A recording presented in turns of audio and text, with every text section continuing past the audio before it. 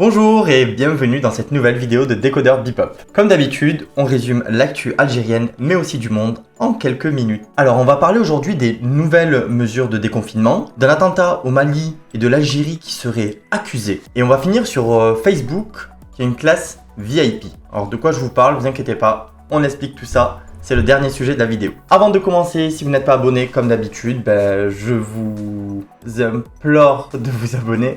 Non, pas implorer, mais dites-vous que l'abonnement nous aide beaucoup, mais aussi les commentaires. N'hésitez pas à commenter si les sujets vous donnent envie de réagir, car ça nous met beaucoup en avant au niveau de l'algorithme YouTube, et donc ça nous aide beaucoup. Donc voilà, je vous embête pas plus et on commence. Alors bonne nouvelle, les chiffres de contamination du Covid sont toujours en baisse.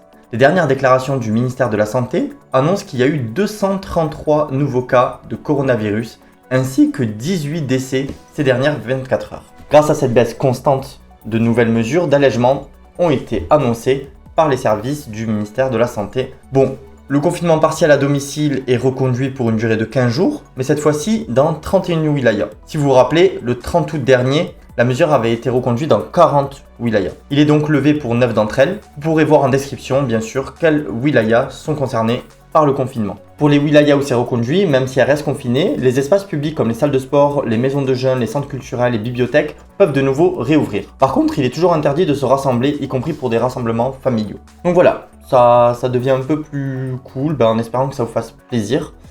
Nous en tout cas on espère vraiment que la situation va continuer à s'améliorer petit à petit. On passe directement au sujet suivant, c'est l'attentat au Mali. Donc samedi 11 septembre dernier, au Mali, à 300 km de Bamako, 3 chauffeurs de camions marocains sont tombés dans une embuscade.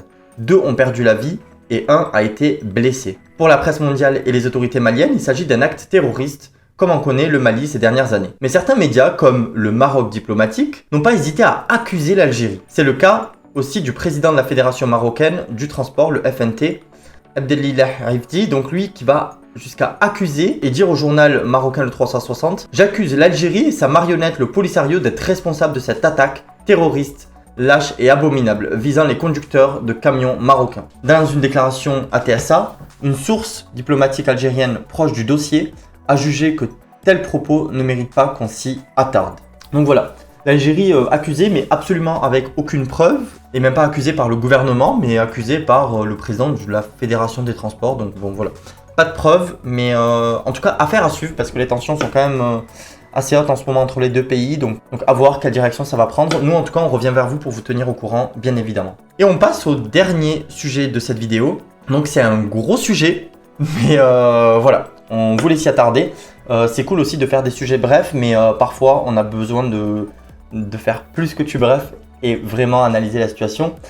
Donc je ne sais pas si vous utilisez le réseau social Facebook. En tout cas pour les utilisateurs ordinaires, il y a certaines règles qui sont mises en place pour éviter les débordements dans les publications. Grosso modo, Facebook va interdire le harcèlement, l'incitation à la haine, la violence, etc. Donc pour faire respecter ces règles, ils ont mis en place un système qui supprime automatiquement les contenus qui sont soupçonnés de les enfreindre. Ce sont les machines qui vont faire donc le travail de façon automatique. Il n'y a personne derrière qui va vraiment lire le contenu et juger s'il respecte ou non les règles de Facebook. Mark Zuckerberg, donc le PDG, assure que ces normes s'appliquent à tous les utilisateurs de Facebook, quel que soit leur statut. Et pourtant, le journal américain The Wall Street annonce que Facebook a créé un autre système qui s'appelle le X-Check et qui offre à des millions de célébrités, de politiciens, etc.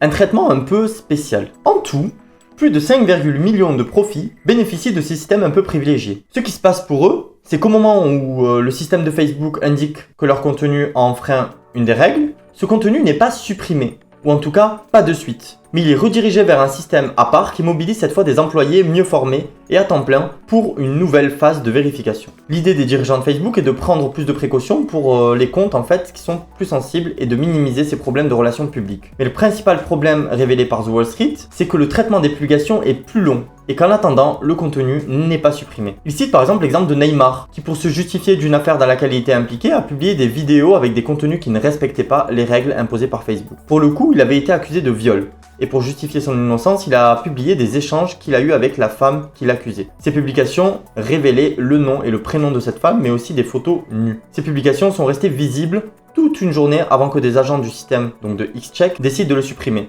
Du coup, 56 millions de personnes auraient vu le contenu qui aurait dû être interdit dès sa publication. Au-delà de ça, le journal explique que les comptes des personnes qui publient ce genre de contenu devraient être supprimés, mais celui de Neymar est toujours actif.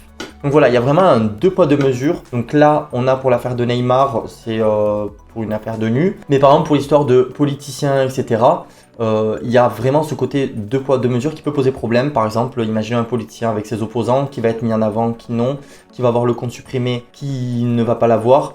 Donc c'est pas des choses à prendre à la légère, sachant que maintenant les réseaux sociaux prennent une ampleur énorme dans la vie économique, politique, etc.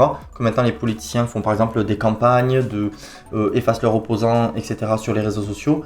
Donc voilà, c'est quelque chose qui n'est pas à prendre à la légère et là ce que révèle The Wall Street Journal est quelque chose d'assez grave. Donc on voulait vous en parler. En tout cas, si vous avez un avis là-dessus, n'hésitez surtout pas à nous le laisser en commentaire. D'ailleurs, si vous aimez qu'on aille un peu plus en profondeur sur des sujets comme celui-ci, n'hésitez pas à nous le dire, on essaiera de mieux relayer ces informations-là. En tout cas, c'est fini pour aujourd'hui, donc il n'y a que 3 sujets, mais vu que le troisième était un peu long, on voulait pas en faire beaucoup plus, parce que le but c'est de le faire en quelques minutes. Donc voilà, j'espère que ça vous a plu. En tout cas, si ça vous a plu, n'hésitez pas à nous le dire en commentaire, à vous abonner pour nous soutenir. Moi, quant à moi, je vous dis à demain et merci d'avoir suivi. Au revoir.